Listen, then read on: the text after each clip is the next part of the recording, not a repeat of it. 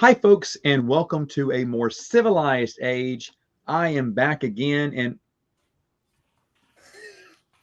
whoa, We're on the same stream. I can't believe this. How did we get them both back? All that had to happen. I needed to go to where Matthew lives. I had to go to his home state. I had to go to the bar with him. We had to get some drinks together. I had to give him some merch, and he said, "Okay, I guess I'll come on a more civilized age." At first, he said, "I don't like you, Kennel," and then you said, "Let's get a beer." You went, "Okay, but I still don't like you." You said, "Hey, would you like some merch?" You went, "Okay, it's cool, I guess." Yeah. Almost got into a fight in the parking lot, and it's like, "Hey, let's just go get a beer, man." It's like, "All right." You want a hat? Yeah, I guess. My hair looks bad. Sure. Yeah. So if anyone doesn't know, Ryan on his channel toured America. Kind of, yeah. Past few weeks, he went everywhere, and for the past 3 or 4 weeks, he's eaten nothing but pizza and burgers, as far as I can tell. You're not like super wrong. I've drank so much beer and a lot of beer. Excuse me, beer, liquor from a sword. I mean, this guy has done it all in the past 3 weeks. That's true. It's been an insane. I'm very tired from the trip itself, and now I'm tired having to try to clean my house up. But see, this is just after he goes to Vegas, and what happens in Vegas stays in Vegas because Ryan's forgotten most of what happened in Vegas. So now he's over. He has the videos to show him what he did. And then he comes home. He has to get packing and moving, and that's got to be a headache. And then he goes on this straight, long, crazy tour, sees everyone. I was really jealous about the green chili pizza. That looked good. That was awesome, man. I was really surprised by that. I didn't think it was going to be that good, but it was. Yeah. So and then I was supposed to come down to you, and then I was like, I have to end this trip. I have to. Well, to be fair, when you had told me, because you were gonna pass right through me, but then you were going up to visit family. And I was like, dude, if you're going to visit family, when you come back down, you'll be 7 hours in the opposite direction. I wouldn't even see me. And I was still like, I'll do it. And then I was like, I text him next day. I'm like, dude, I can't do it. I text you Friday because I was about to go out and get a big care package. My sister has a bakery. I was going to have her make a basket. I should have come then. There's a brewery in town. I was going to get their little sample pack for you. I was going to get all this stuff because I didn't have enough time to do it all. And then people kept giving me suggestions or everything. I said, well, wait, because I took Friday off just in case you were coming down. And it doesn't matter. I got tons of other things done too. But I was like, I want to make sure. Now I just feel like absolute shit. He was waiting by the window. Oh, it's fine. Way to guilt trip him, Matt. No. I'm just saying. I was getting prepared, but before I took off, I did take off that morning. And I was like, well, let me text him, make sure he's coming before I go out and get all this stuff. Because I called it's called Flying Tiger, asked them what they had a buddy coming in. I was like, all right, before I pick all this stuff up though, is he coming? He's like, no, man, I'm trying. I was like, okay. So then I went out and did other stuff that day. We will meet up, though. We will meet up. I'm not saying that. I didn't say that to make you feel bad. I was just saying. I've never been to New Orleans either. So while I do that, I got to make the trip to New Orleans. Hopefully, when it's not just piss on the street. Well, that's what I might be doing if I drink enough. So I'll fit in. But wait till the storm had just gone through and they've got all the mandates back. You can show off a lot in New Orleans, but not your face, evidently, right now. So strange how that works. That's true. So. That's true. And then, of course, on top of all this, I should also say, welcome back, Matthew. It's good to have you. Well, thanks for having me. Yeah. Where have you been? Everywhere. No, this man's been everywhere. Everywhere except my computer. I've just been out, working, reading, getting overwhelmed with books that I kind of don't want to read, but I put myself through it and I do read them. I complain about it. You've got this new look going for you. You got the longer hair, you got the beard. Yeah, I get that. You've got the RK Outpost cap. Which one is your wife more crazy about? What is she more crazy about? Probably the hat. Like seriously, like 2 days ago, she's like, could you shave your face and cut your hair? And I said, can you? Ooh. I didn't say that. And that's why he's at a hotel right now. No, you just put on the hat. She went, you look You're different. Different. Something special about you. That's what happens, folks, when you get that RK Outpost merch. No, it was the funniest thing. I love how I get 2 sleeveless tees to go work out with the logo he's wearing right now. And then he goes out and just gets a new logo. I'm like, well, now this is outdated. The clearance items. I'll give these away. It's in the clearance. It's not cool anymore. You got to have the new merch now. Yeah, Thanks. it was funny because like I told my wife, I was like, hey, I'm gonna go meet up with Ryan from RK Outpost. She's like, what? And I was like, you were watching his videos, like when the whole Gina Carano thing happened. I came in the house and I heard Ryan's voice come. I'm like, what's going on? I walk in, she's like on the phone watching his videos. I was like, I've been on streams with that guy. and I was like, that's the guy I'm gonna go see. She's like, oh, that's cool. Go. So I'm watching all Ryan's live streams, and it was one he did this past weekend or whatever, or the one with Jimmy. She was like, "Hey," she goes, "Hey, did you get all that stuff for him to come down? Is he going to come see you soon?" I went, "Oh no, he's not. And she went, "Oh, so we can't." She's like, "Well, I mean, I'll eat the pastries if you bought all those pastries." No. But we did have to go to my sister's bakery and get some stuff. But she was thinking, well, if he's not going to be here, can I have those pastries? But I was like, yeah, that was the guy I was going to see. I'm kidding. Would have been nice. It will happen. I promise. It will. When my wife found out you were in beer. When my wife found out that you were in Orlando, she's like, we can go see him. She loves Disney World. Oh. So I have not even sniffed Disney World yet. I can't wait to see you in Mickey ears on a live stream. That's all. I can't wait. You know, they're going to put one on you, one of us. They're going to just kind of crowd over you. It's going to be this like Mad Hatter from Batman. You're just going to start spouting love for the mouse. A Return of the Kings type scene, but with Mickey ears. Mm-hmm. Yeah, I'd be ready. I'll be ready to go. Let's do it. There you go. One time. Hey, I'm also happy kind of to have Dylan here. Dylan, I've invited, I've tried to do I need to do just a mandate that he has to move down here. But Dylan is, even though Ryan escaped the land of the dead and made it to the land of, overflowing with milk and honey, Dylan remains in the wilderness. Dylan, how's it going? It's going all right. Look, we're 8 minutes in. We're still doing the intros. Okay, well, I'm just saying. That's just happy to have 2 of the original 3 co-hosts with me. And I did talk to Chris. He couldn't make it today, but I talked to him a little bit tonight about joining. He couldn't, sadly. It's kind of my fault. We're recording pretty late. That's fine because the whole world revolves around you. Well, this show does evidently. Matt just asked me. He said, "Hey, when can you do it?" I just got Matthew, but the only reason I got Matthew went, well, is Ryan going to be? I was like, yeah, he's okay. Then I'll come. I was like, all right.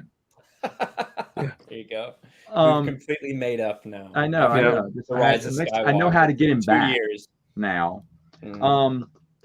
But anyway, we have a few topics to talk about. One is, and I kind of mentioned this on the stream with Chris that I did about a week ago. L. Neil Smith passed away. Folks, if you don't know, he was the one who wrote the only Lando Calrissian books that are available there that aren't short stories or comic books. And for myself, it is one of my favorite trilogies because it made me a Lando fan. I didn't think Lando was that important. I read these in like the mid 90s. They'd come out in the early 80s, I think. And I wasn't expecting much. And as I was reading it, I just fell in love with Lando's character, his sense of humor, his charisma. L. Neil Smith captured Lando and said, no, he's a scoundrel like Han, but he's totally different. He's totally different. He's clean cut, smooth talking. He's not the guy who's, fisticuffs and fighting. He's going to try to talk his way out of it. And I mean, if the time comes, he'll do what he can. He can't even pilot his own starship. He's not the greatest pilot in the galaxy, but he's got a business mind. He's got a mind to make money too, which is obviously escaping Han Solo, right? He's stuck doing his little smuggler job, and Lando's better than that. He's smarter than that. And the characters that it felt just like, and this is what good EU writing does. You take these characters out of the original trilogy and you put them in these novels, and you just expand on what you already know. You know, if this was new canon, we just have Pando Lando. It's night and day on how authors can work on this. And L. Neil Smith was phenomenal. I don't know. Has anyone else read the Lando Calrissian trilogy? I've read it. It was a long time ago. But when I heard about this news, that was the first person I thought of was you, just because you are the biggest Lando fan that I know. Like if Matt was 16 years old, he would be on Twitter with a Lando Stan account, just constantly putting together fan cams and spamming them at people and just talking about Lando Calrissian nonstop. That and the Black Fleet Crisis, which he likes because Lando's in it. I love because of, and Lando's story is the best. It's not even the main storyline, but it is the best line, but so entertaining. Yeah. So, and that's kind of the first thing I thought about. It's been way too long. I need to do a reread on them because I probably haven't read them since I was a teenager easily. And they didn't necessarily stand out to me like, oh, I love these. It was just, kind of one of the things that I was reading from that era at the time. But yeah, anytime someone like that, an author that's written stuff that we care about, passes on, you kind of go back and reflect on that. And you're the guy I thought about. So, yeah. No, I thought, and I still think one of the EU's biggest misses was not giving Lando his own adventures. He seemed to be, especially when it came to Del Rey, they just they let him get a few stuff in New Jedi Order, and they're like, oh, let's just drop him, because I guess they just didn't know how to write him. But L. Neil Smith showed he's not a Han Solo stand-in. He's very different. He's got this vast character that is just so much fun to explore, and I don't think he was explored that much. Rich Hanley, when I first met him, he called me. This is back when he was asking me to be a part of a More Civilized Age, and all I could do is like, I'm sorry, are you the Rich Hanley that wrote the short story Idiots Array? He went, yeah, and I went, I love that story. That's all I could think about. It's like, I think I'm talking to the guy who wrote Idiots Array. Yeah. He's like, oh, thanks. I went, no, that was amazing. You got to tell me more about this. And I was so excited to meet him and he was kind of shocked that I recognized his name over that, a short story he put in the Insider one time. I was like, no, I was so happy it was a Lando story. And it made some connections. You connected this and this. He went, oh, well, I also connected this, and this. I was like, wow. But yeah, I just wish there had been more Lando. Dylan, have you read the Lando Calrissian trilogy? I have not. No, it's 2 books away from it in my reading order. Oh, I'm so sorry. It's not up there on your reading order. Matthew, have you? Anyway, so I have not, but I do have 2 copies of each of these books. Covers are fantastic, especially the Mine Harp of Sharu. I love I don't know what it is about the color pink on the black, just it pops. I like that a lot. It's different. I love those covers. The only thing that I hate is Star Cave of Thumbaka never received a hardback release cover. Like the first 2. Well, and I hear that bothered me for years. I didn't know that, and I kept looking everywhere for a hardcover and couldn't find it.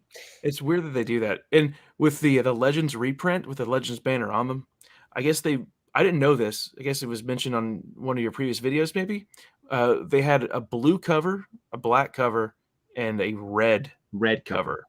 And the red cover is apparently really hard to come across. That's what Chris told me. I didn't realize that, but Chris told me the red one's harder to find. For him, it is. So yeah, I mean, he has everything. So if it's hard for him to find, then it must be. He would pretty know hard probably. Yeah. Yeah, but then that's when Stieg showed me his picture of his red Lando Calrissian 3-in-1 novel. But anyway, okay, so L. Neil Smith gone. I really hate. You always think about this after someone passes away, but I was like, I should have just mailed the books to him with a self-addressed stamped envelope in it, had him sign it and send it back. I should have known, because I knew he was getting older, And he never appeared at a convention. I kept looking for his name at Dragon Con or something like that. I mean, shoot, I traveled all the way to Pensacola, Florida, because Troy Denning and Dave Dorman were going to be at the same Comic Con. I didn't care about a single Hollywood star that was there. All I wanted to see was Troy Denning and Dave Dorman. That was my wife had tons of people she wanted to see, but that was the two people I wanted to see. Their lines were very short. But it was enjoyable to talk to both of them. But I always was on the lookout for L. Neil Smith if he ever did some appearances, and he just never did. And I should have been more proactive in that. But another great gone. Even though he only wrote 3 books and was never asked to return back like Alan Dean Foster was. I don't know why that is. Maybe he didn't have any interest in writing anymore in the Star Wars universe. But I know Brian C. Daley stayed involved up until his untimely death back in the mid-90s. But do you think the problem was with a lot of these authors is they just didn't know how to write Lando? I don't think they understood his character. I really believe that they thought he was a second-tier character that was just and that's what bothered me, because he's in Empire, and half of Empire and all of Jedi. He's an important character, but they always, besides New Jedi Order gave him some storyline, but after that, he was maybe a mention, maybe he's in one novel, but just only a few chapters at the beginning, just to kind of kick off the adventure. And I was like, but he's more than that. Give him more. And they just, no one knew how to write him. I don't know. It's a great question. I'd love to ask Sue Rustoni if there was a reason for that. If no one just wanted to use him, or they couldn't figure out what to do with him. Because I thought when he tried to find the love of his life, I think this is in the Jedi Academy trilogy. Is that correct, Brian? When he goes and finds Lady Tendra? That's Carillion. That's I think Carillion. Yeah. You're right. It's the Carillion trilogy. Yeah, I was going to say, because nobody does anything of note in the Jedi Academy novels. Okay, watch your mouth. Watch your mouth. Anyway. He actually goes to the blob races. That's what I was just going to mention. Like, what are the little green blobs that he was racing? And he uncovered a big controversy with like the little Bluetooth remotes in the blobs to make him go faster or whatever. Okay. Thank you for that. Thank you for your hate. You're the reason why Lando doesn't get much stories, you hater. It might have been that he stole Han's vest. But then, are we sure that Han didn't steal his vests this whole time? If the Falcon was his. Well, obviously he had Han's clothes on. I mean, come on, we all know that. I think that, like, he did just... I felt like for some reason Lando got like too old for them to use. Do you know what I mean? Mm-hmm. Like all of a sudden he started using a cane. Like he was actually like Billy D. Williams. Like they just treated him like as Billy D. Williams aged, they aged Lando too. But I mean, he was just I'm just gonna, drive the kids to Yuzong Vong and, turn them over. I know. And then like halfway through Legacy of the Force, oh yeah, he has a kid, by the way. Yeah. Anyway, back to the story. Oh, Chance, come in here. I'm like, Chance, what's going on? When was this? It's like we celebrate every birth of a Skywalker or a Solo, but a Calrissian, screw that. He'll be a sub-note at the end of a chapter. It's like, what's going on? I think I could be wrong, because with the new canon, I'm pretty sure it was in the movie. They said, "Oh, I had a daughter once." Yes, that's the movie. And you're like, "Well, what happened to her?" What? It's that chick. That's who it actually is. Is it really supposed to be her? It is. It kind of got like written out a little bit, but if you look at some of the source books for Rise of Skywalker, it kind of lays it out that Jannah is like his daughter. Okay. Just so happens to run into her, Yeah. There's only like 3 black people in the sequel trilogy. Finn, Lando, and her. Oh, what do you know? One of them's mine. You're either mine or Finn's. Exactly. That was like like in the early, when the leaks came out for Rise of Skywalker, all on Reddit and 4chan, like those leaks were more comprehensive than the movie because it was before they had cut down the movie a little bit. And so in that they like laid it out into those leaks that Jannah is Lando's daughter. But they didn't actually spell it out in the movie. There's a little bit of stuff in some of the source books, though. Yeah, it's like, oh crap, they figured it out. Let's. No, China asked them to leave all those scenes out. Yeah, maybe. So they said, "Oh, of course." But anyway, rest in peace, L. Neil Smith. The next topic is one that I've actually gotten a few requests on since the news broke. Ryan did a video on, and it is the KOTOR remake coming back at you. New style here. Ryan, you've given your thoughts. Summarize exactly what you've been thinking about all this news. So this is something I've actually been talking about for probably about 2 years. In the lead up to Rise of Skywalker, I did a video. I think it was like the future of Star Wars is the past. And it was kind of like, what are they going to do now? Sequel trilogy is wrapping up. We know that Lucasfilm struggles with original characters. And I said, what I think they're going to do is they've run out of movie characters in a lot of ways. I think they're going to go back to the expanded universe. I think they're going to target characters like Darth Bane, like Darth Revan, like Mara Jade. And I think we're going to start seeing them bastardized and brought into new canon in a certain way. And I'm going to share my screen here, actually, because this article, I talked about it when it came out. Yeah. This is Jordan Mason. I think Jordan Mason is an enormous piece of garbage. He has me blocked on Twitter, yet still talks about me. But that being said, he has worked at Lucasfilm. He has sources. He has some accurate information. Knights of the Old Republic remake might be back in the cars. This is January 23rd of 2020. And a lot of people are like, oh, I'd love to play a new version of KOTOR.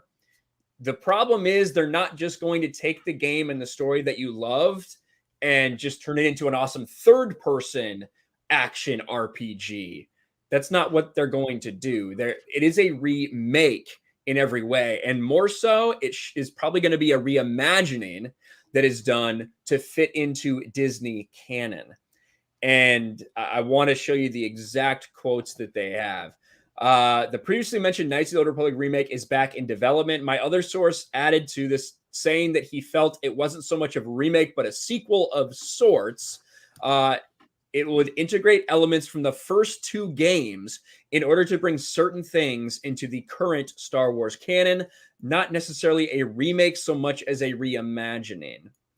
And that is what this is going to be. I've probably made like 7 videos about this. Every time it kind of pops up, I talk about it and what I think that they're going to do. And the very idea of KOTOR existing in its current state and fitting into canon doesn't make any sense. Matthew knows more about new canon than we do, for sure. The High Republic, which is, taking place 150 to 200 years before, that's about like mapping hyperspace lanes and things like that, like working out the kinks in hyperspace travel 200 years before the prequels. KOTOR, that would be like someone, I think I saw someone say, it'd be like someone in ancient Egypt, like 2,000 years BC, having a cell phone. It doesn't make any sense. So like, you cannot go 4,000 years BBY and make it fit. So they're already going to change it. They're going to do things that will change that. They're going to do other things. They're going to change around characters. We know, we've seen this over and over again. Do not get your hopes up for this game. That's what I'm trying to tell people. Yeah. Let me go into this. So have they changed their stance on, the Old Republic timeline? No. Because remember, they said the Old Republic is 1,000 years old, right? Not 10,000. So is this, Lucasfilm has told us several times, we don't care about continuity. They basically, they have said that. Yep. What was it? Our good friend who always responds to fans in the most awful way possible. Pablo? No, Tom? Matt Martin. Martin. Yeah, Matt Martin's like, who cares about continuity? Who cares? Well, you should. That's what your job was really for. So have they just blown that out? Do they not care anymore? I'm just asking because I don't know. Well, 200 years ago in one of the other books, it was a recent one last year. They did the Alphabet Squadron trilogy, and it's mentioned the second or third book. I'm pretty sure it's the second book. It goes into this big detail about this civil war that breaks out on this big city planet 200 years ago, before the Galactic Civil War, was the center of politics in the galaxy. So we get the High Republic 200 years, the same timeline. That planet not mentioned once. So they contradicted a book 6 months later. Yes. Yeah, So- it's an absolute mess. And High Republic throws a big wrench in things because it's way too close to the prequels for them to be operating like the way that they are and have technology the way it is. It makes literally no sense, and it's already screwed up. But you've got several characters from the prequels in this High Republic era. Not just Yoda. There's others. Yeah. Osio Rancis and a couple other knights. Now, if I'm just completely wrong, which I'm not, but if I am just completely wrong, and they come out and they say, "Hey guys, this is a true to the story. It's beat for beat. All we're doing is making the graphics cool and the gameplay a little bit different. We're gonna slap a Legends banner on it. We're gonna connect to all these things that it connected to before." Hey, that's awesome. That's awesome. I wish you hadn't shut down that fan-made one that was happening, the Aperion or whatever. But yeah, that'd be awesome. And Aspire, to their credit, has done a lot of porting of Star Wars games. They're the people who did the Jedi Knight, Jedi Outcast port, the Jedi Academy port, the Republic Commando, the Pod Racer port. They have been the ones that have been doing that. This is a much different project because this is not a port. This is a true remake of this entire game, a massive budget likely for it. And I've already seen some of the writers involved in it who say they're not even the biggest Star Wars fans and that they're not a big fan of KOTOR, all that stuff, tweets that are being dug up from their past already, someone who's attached to the project at Aspire. So I think it's just more of the same from Disney Star Wars personally. It's just more bait. That's what it is. They have a great trailer where they start off with the first line of the Sith code. Right. And Revan ignites his blade and then like puts it over his face and you see the mask and it looks awesome. It makes you want to get it and buy it because that's what they're doing. They know people love these characters. Well, they can definitely cut a promo, but I think that's right. If you're wise to anything that's come over from Legend, any character or storyline that's transitioned has always been bastardized in some way, shape, fashion, or form. It started with James Luceno. The book Tarkin was ordered back when it was the expanded universe. It was not written until it got into new canon. James Luceno was doing back study of all that we knew about Tarkin, and Lucasfilm said, no, none of that counts. So just write whatever you want. So therefore, Tarkin has a new backstory. And it's not the same. People keep telling me, well, Matt, that was ordered before yeah, but it was written after the new canon was established. So James Luceno was in the moment of studying, but everything about Tarkin's past has changed. Even Timothy Zahn admits that Thrawn is different now. He gets a second chance to reinvent Thrawn, and there's a few changes he wanted to make. You have, who is it? John Ostrander.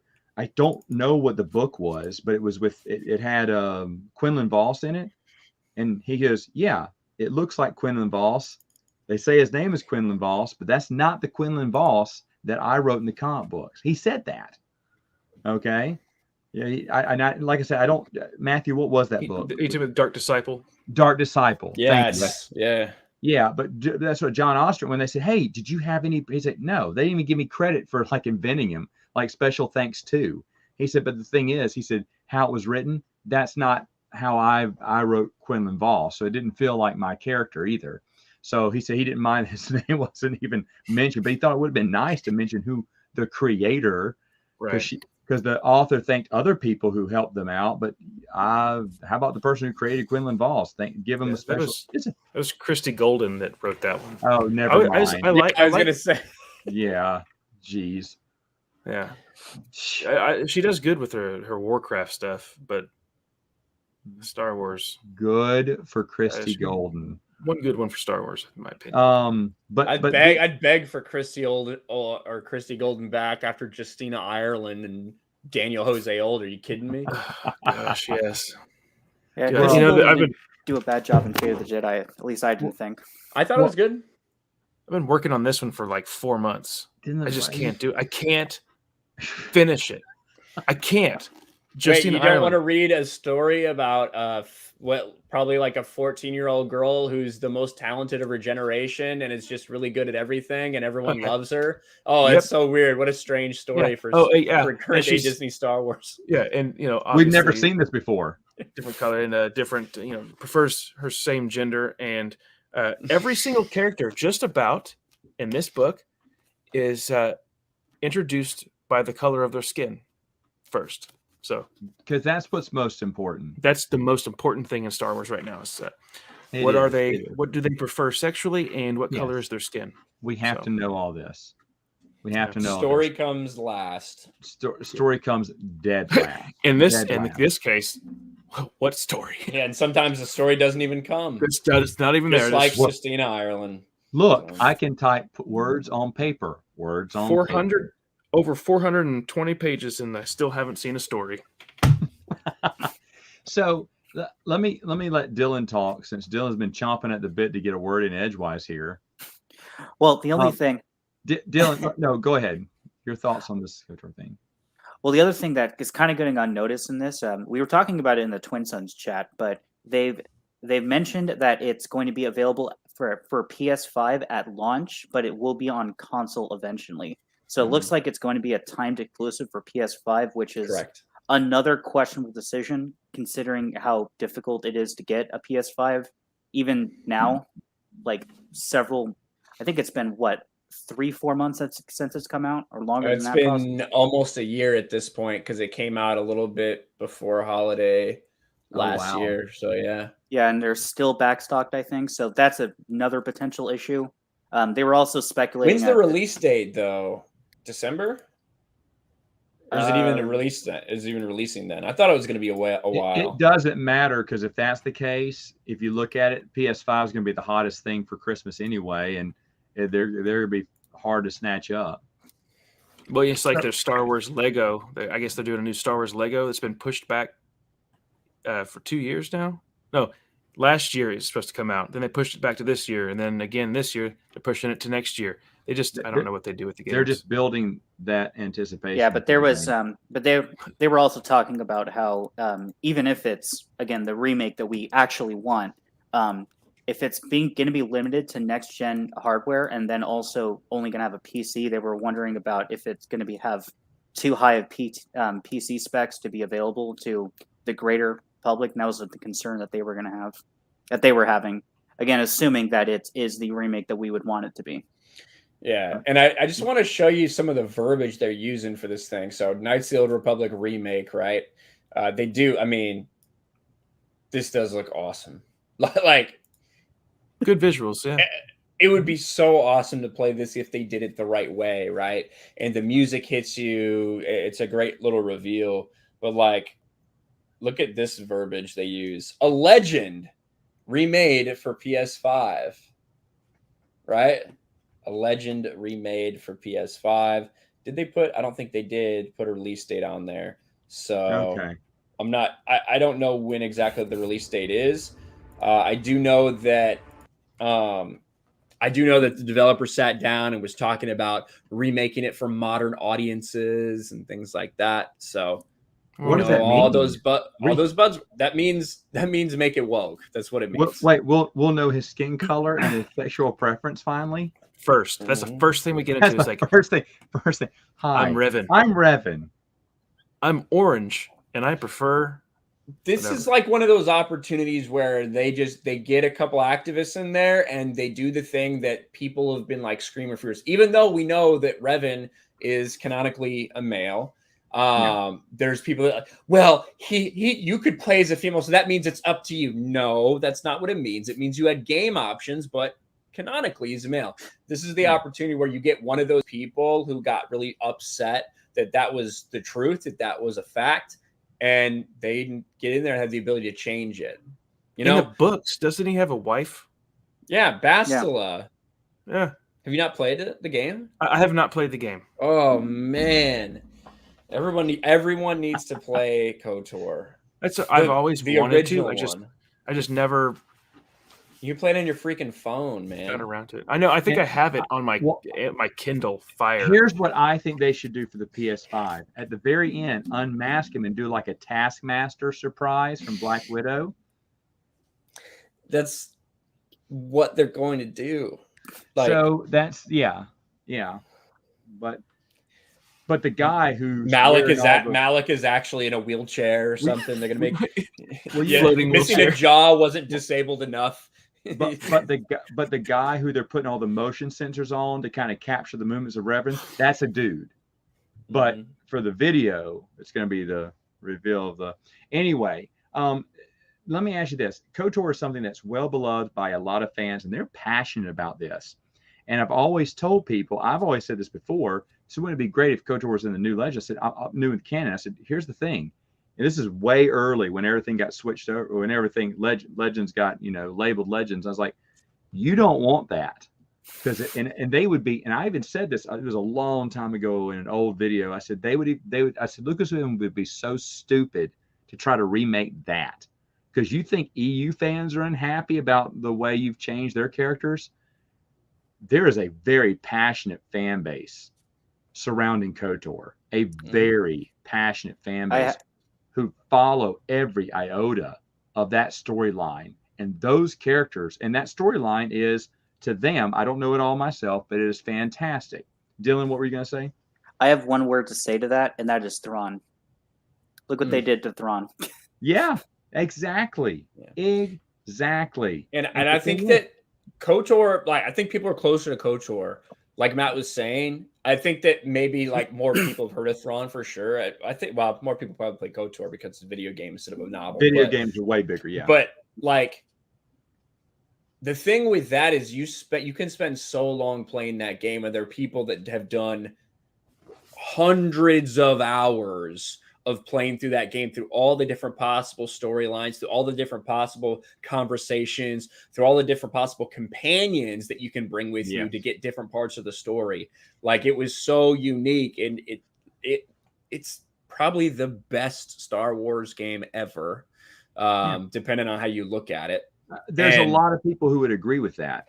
Yeah. And I'll be honest, it's the story that brings people in. The gameplay's got to be there too. I agree with that.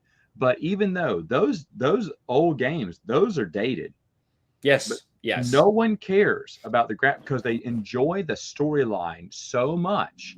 They'll run through it again and again. And I'll be honest, I've seen video games do that, tell a great story. I've wanted to play them again. I think they're fun.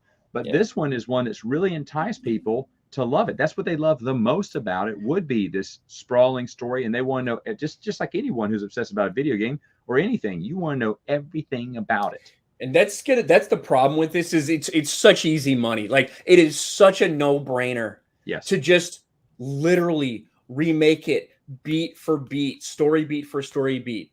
Just update the graphics, have a different combat system, because that's what's aged, right? You can't get there's no way that I could get a 17 or an 18-year-old kid. So I could, but most of them aren't going to want to play something like KOTOR with the very ancient turn-based system in a game. They don't want that.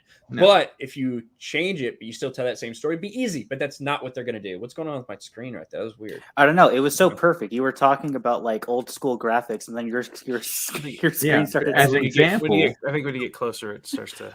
Your whole screen was trying to prove your purpose and say, "Here, you mean like this?"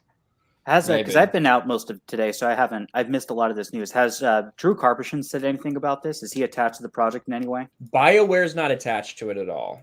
Okay. It's BioWare doesn't appear in the credits at all. It's Aspire.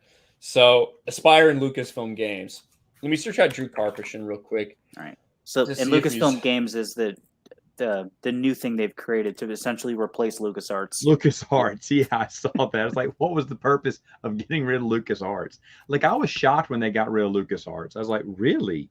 Wouldn't you want your own in-house studio to do that? Yeah, I think that was a requirement with partnering with EA, was they wanted that exclusive deal, and then that turned out to be a bad idea. So they essentially restarted LucasArts.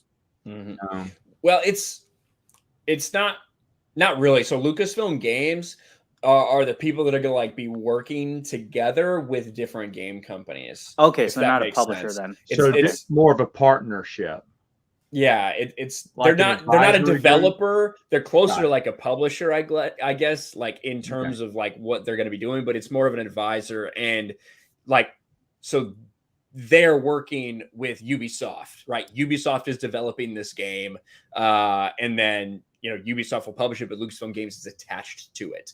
The same thing will happen with every EA project going forward. Things like this from Aspire, a smaller company. That's the way it'll be going forward. Drew Karpyshyn has not tweeted in the past 2 days, nor has he liked anything.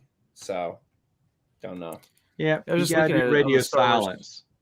I was looking at it on StarWars.com, and it says KOTOR, which is part of the legend storytelling, dials back the Star Wars clock to over 4,000 years for the Skywalker saga. The Galactic Republic is at its height, and it's just been through a major war. See, all these things are just like the Republic is at its height. High Republic. Oh, they're at their height. They're at the best. They're at their height 4,000 years Starts off with a war. It's like, well, we didn't get a time of peace. What are you talking about? Why are you so interested in continuity? That's what Lucasfilm wants you to know. Nerd. Why are you gotta be such a nerd? Here's my prediction. They are gonna butcher these characters because they've done it in the past. They will be. And here's the thing: once it comes out, there's gonna be so much outrage that Lucasfilm can't wait to point the finger at toxic fans hating this game the more they find out about it. All this fan blaming that's been going on, it's almost like they do things on purpose. And can't you just listen to them once? Can't you just hear them once? And this is video games. Ryan's right. This is low-hanging fruit. They just redo this game with better graphics, and the money just comes falling in their pockets easily. Everyone shells out the money. Everyone. But you somehow maybe, and then from there maybe you continue that story, from there, get the original writers back and whatnot. I'm telling you, printing money. You're printing money at that point, but they're not going to do that. I was going to ask, is there original music for this game, or was it just kind of like borrowed from? There was original music. Yeah, there was. Okay, did they not ever release the soundtrack for it? I don't think so. Dylan? Probably. Ryan? Let me see. I don't recall ever running across it. But while he's looking it up, you can listen to it on YouTube though. Okay. Yeah, you can. You can.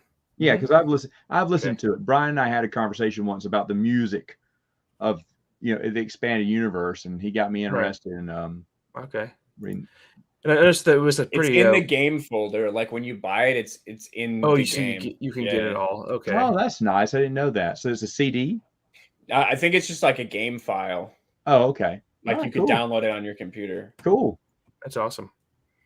And I thought it was a pretty, the choice of words here by, I guess, one of the creators of the game says, Revans is a heroic tale of succumbing to the dark side.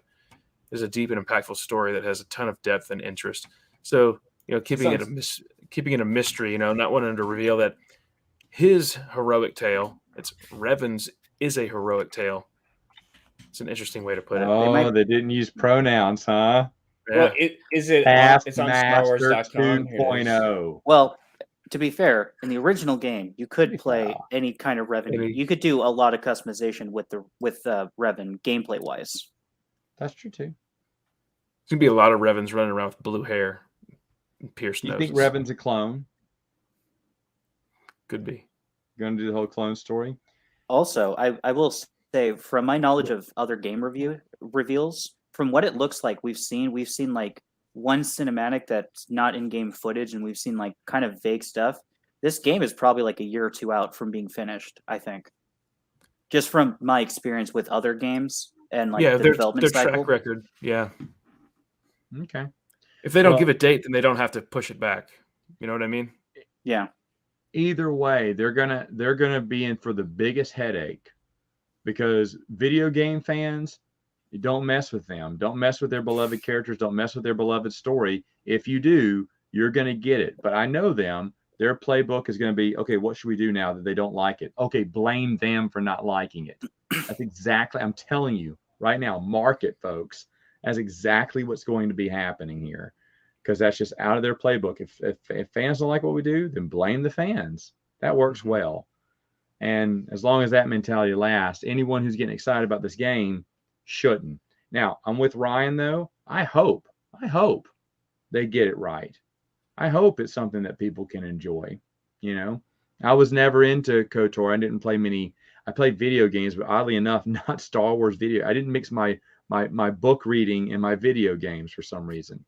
But I do hope it does good. But I just, at this point, after everything I've seen, you've learned not to get your hopes up on anything. Yeah, exactly. After, it taught me that to tame the expectations was The Force Awakens.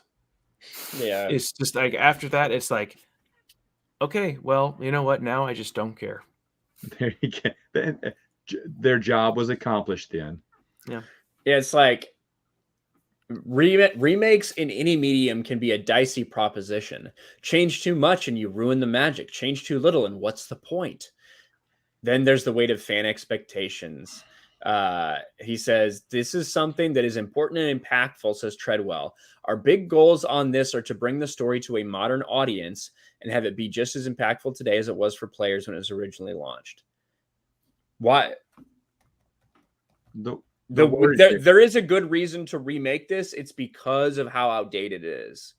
That has nothing to do with the story, though. Yeah, the graphics and everything you're talking about. Yes. The story is fine. And the thing is, I don't understand why and movies do this in general. There's probably one movie remake that I can think of that I really enjoyed better than the original.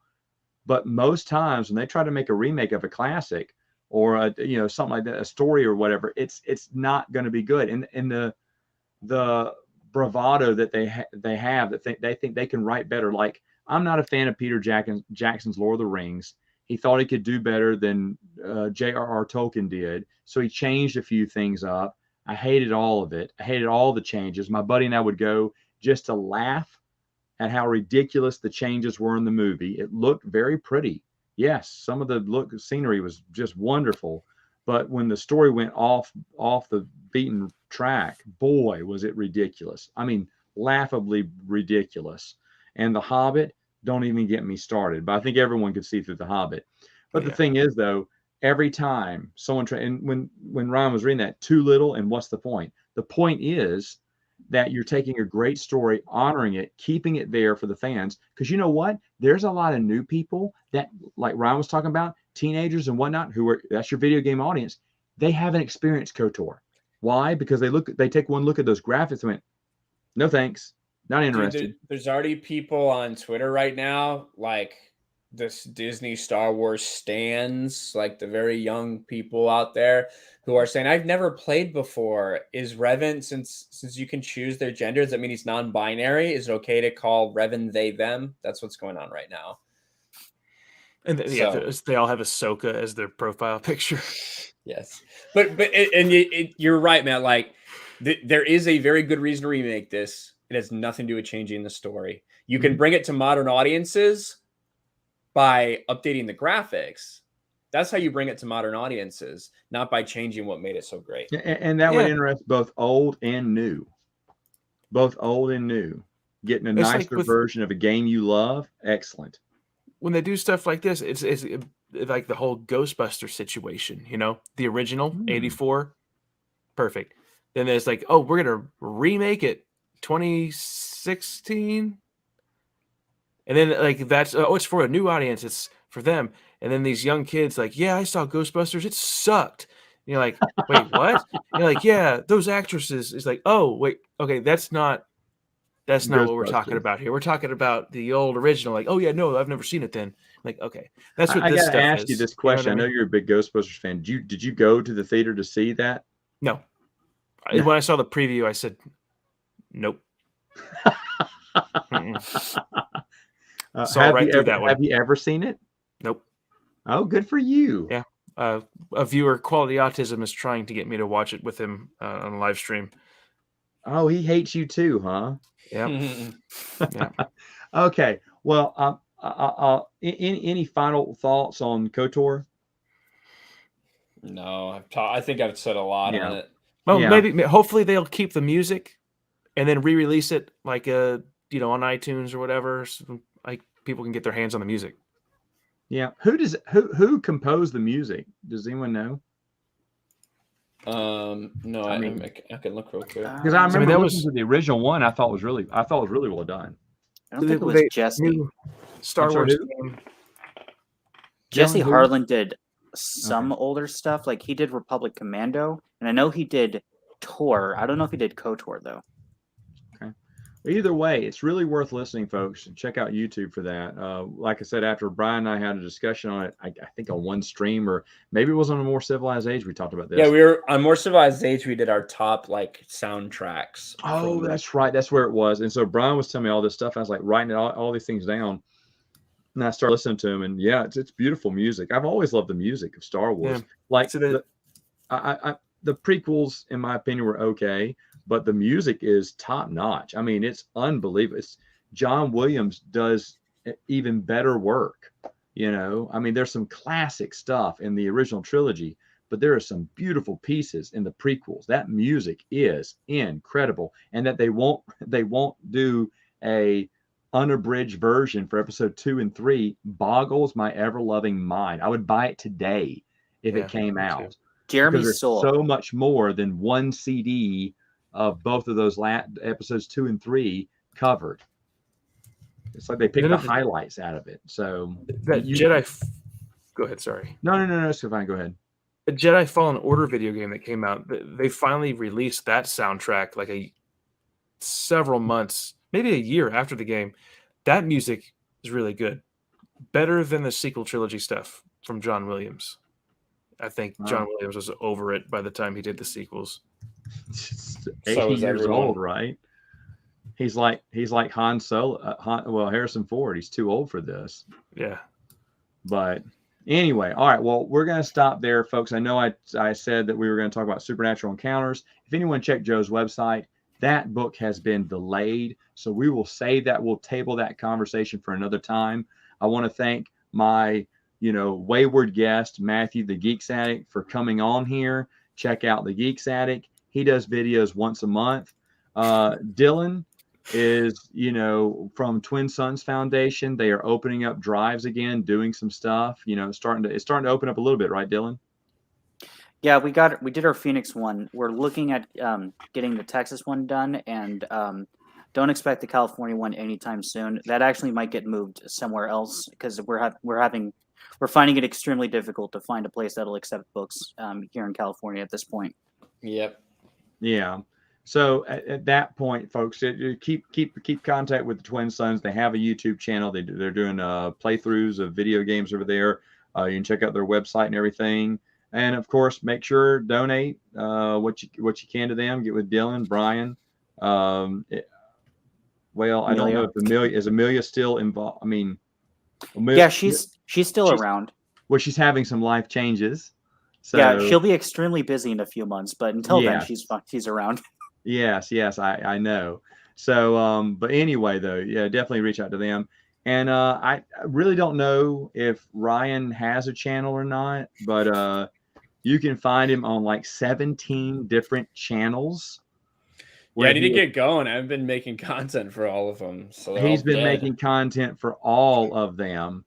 And tomorrow, you'll be talking to Alex Jones soon, right? It's true, actually. On Friday Night Tights, Alex Jones is going to be our guest. So we're going to break the conditioning and break the internet. And hopefully the channel will still be left standing when it's all said and done. That's over on Nerdrotic's channel. Friday Night Tights, we have a bunch of different guests, from comedians to podcasters to Alex Jones. So it's going to be awesome. It's going to be awesome. Yeah, that's exciting to hear. And then anything exciting on your channel? You're always posting stuff, though.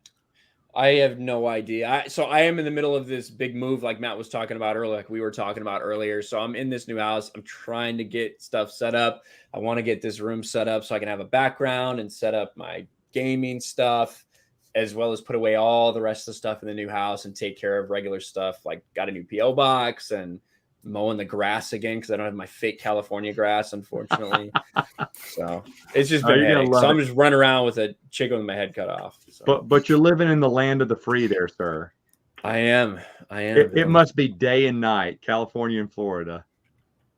It is a little bit, yeah. I can't wait to get out and explore a little more. Going to Orlando, the city, actually, and see how much different it is than our city in San Diego.